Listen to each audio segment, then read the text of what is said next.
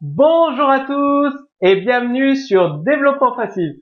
Donc, on continue ensemble la série de cours dédiés à jQuery Mobile. Donc ce cours, c'est directement la suite du cours précédent. Donc, dans le cours précédent, vous avez commencé à découvrir les formulaires. Donc là, on passe à la deuxième partie des formulaires avec toutes les options que vous n'avez pas encore vues. Donc, vous les connaissez, hein, les fameuses cases à cocher, comme je vous l'ai dit. C'est les mêmes balises HTML5 que vous connaissez déjà. Donc, si vous ne les connaissez pas, j'ai créé une trentaine de cours sur HTML5 avec JavaScript. Donc, je vous conseille d'aller sur développement-facile.com pour consulter tous ces cours. Comme ça, vous connaîtrez tout ce qu'il y a à savoir et vous pourrez utiliser jQuery Mobile avec une facilité déconcertante. Donc, les cases à cocher, il suffit d'utiliser input type égale checkbox.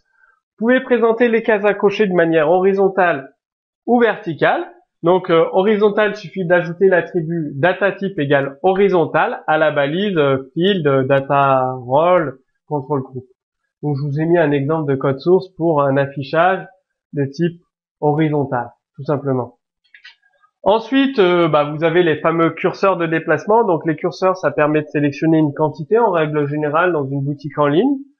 Donc, il suffit d'utiliser la balise input type égale range et donc ça va vous créer un petit curseur. Vous définissez la valeur par défaut, la valeur minimum, la valeur maximum et step, c'est le pas d'avancement entre chaque déplacement du curseur.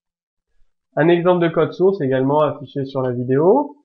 Vous avez les boutons toggle, donc ils font pas partie de HTML5. Par contre, un bouton toggle, c'est très pratique pour oui, non, deux positions sur l'interface iOS de l'iPhone. Vous avez des boutons, ils se transforment en vert, en couleur bleu-gris, vert, bleu-gris, tac, tac. Ça, c'est un bouton toggle, en fait. C'est très utilisé, c'est très, très pratique.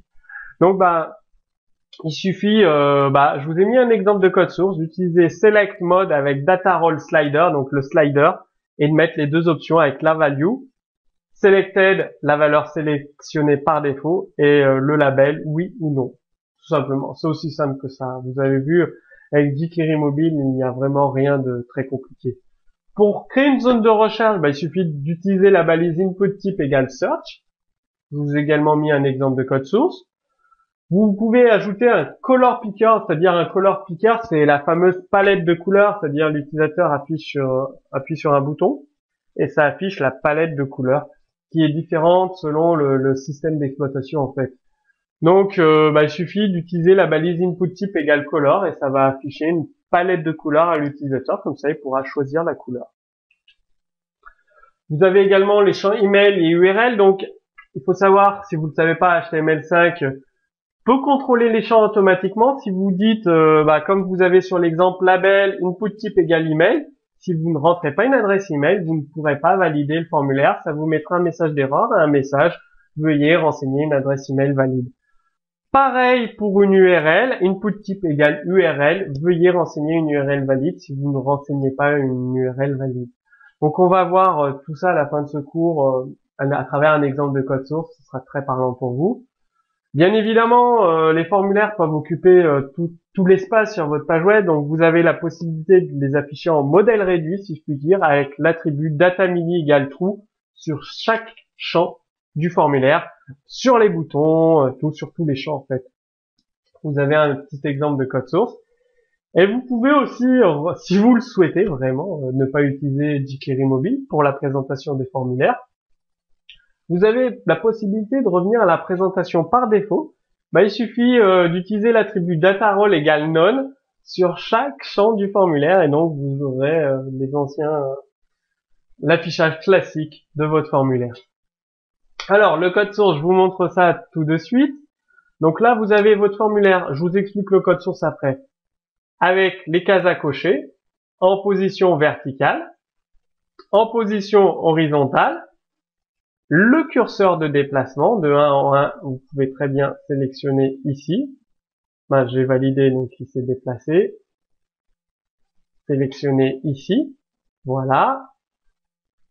Le fameux bouton toggle réglé par carte bancaire, oui ou non, il suffit de cliquer dessus. La fonction recherche d'une formation, donc faut dire qu'en fait vous avez plusieurs éléments en dessous, par exemple pour filtrer une liste, on a vu ça, ou un champ de recherche classique. La fameuse palette de couleurs. Voilà. Donc vous pouvez sélectionner une couleur ici, tout simplement. Une adresse email, donc là j'ai mis n'importe quoi, si je valide, veuillez saisir une adresse email valide. Voilà une adresse email valide.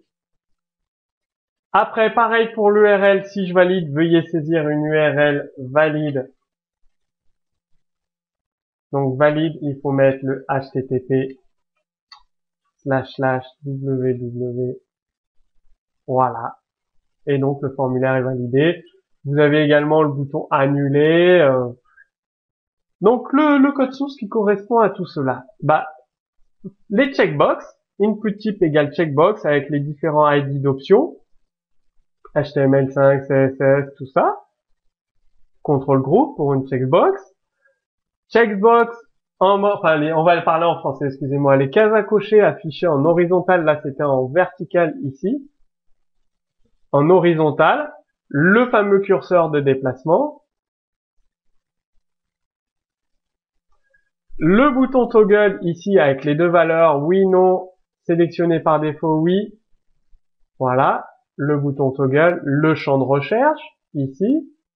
Le fameux color picker à type color. Donc vous sélectionnez la couleur que vous souhaitez. Le champ d'adresse email, type URL ici. Email URL. Et les deux boutons valider, annuler. On revient, on reset tout. Et valider pour valider tout simplement le formulaire. Bon, maintenant, c'est à vous de jouer, réutiliser les exemples de ce cours dans vos applications pour les mobiles et les tablettes. Donc, sous cette vidéo, vous retrouverez le code source. Si vous avez des questions, posez-les sous ce cours vidéo également. Ensuite, je vous donne rendez-vous là tout de suite dans la deuxième vidéo. Donc, il y a une image cliquable au-dessus de cette vidéo ou à la fin de cette vidéo, vous attendez, elle est finie la vidéo. Il y aura un lien cliquable qui va s'afficher donc juste à la fin de la vidéo. Dès qu'elle est terminée, automatiquement, il y a un lien cliquable qui s'affiche.